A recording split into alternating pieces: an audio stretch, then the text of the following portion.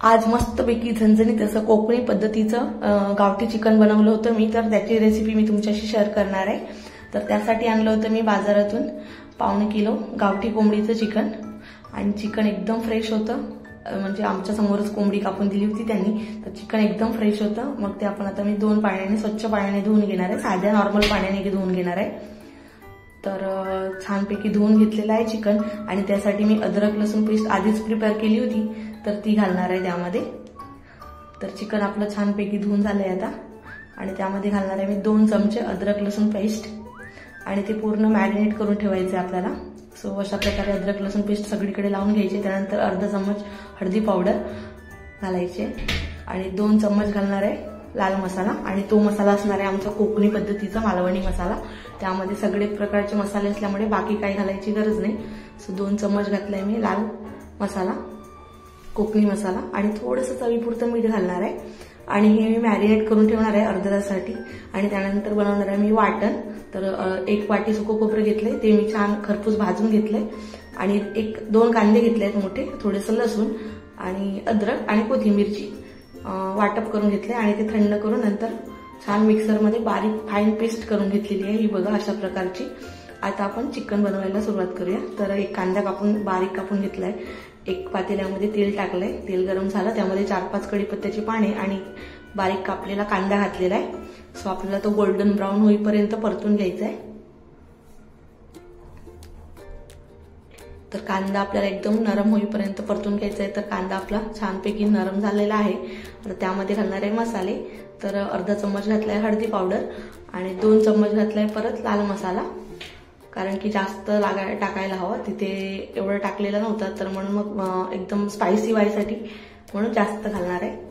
तर 2 चम्मच घातलाय त्यामध्ये, आणि अर्धा चम्मच घातलाय गरम मसाला, आणि त्यानंतर घातलंय आपलं चिकन त्यामध्ये, आणि ते आता आपल्याला तेलामध्ये छान परतून 15 मिनिटासाठी बारीक गॅसवर मुरू द्यायचं आहे।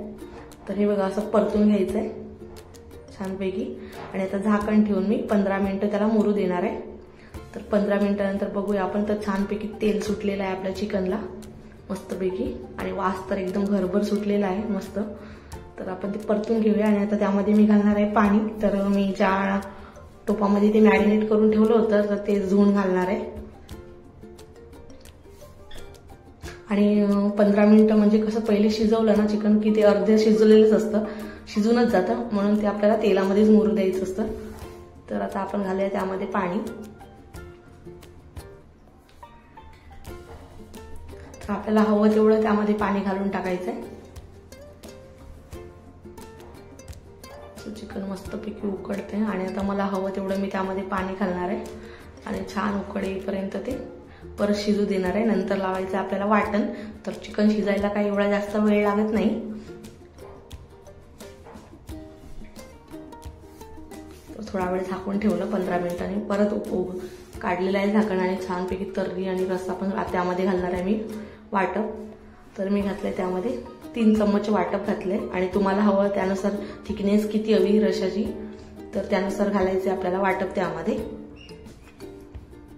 तर मी एवढं वाटप घातलेलं आहे, आणि छान असं मस्तपैकी मिक्स करून घ्यायचंय आपल्याला त्यामध्ये, आणि मस्तपैकी हे वाटण घातलेलं ते 15-20 मिनिटं शिजू द्यायचंय बारीक गॅसवर।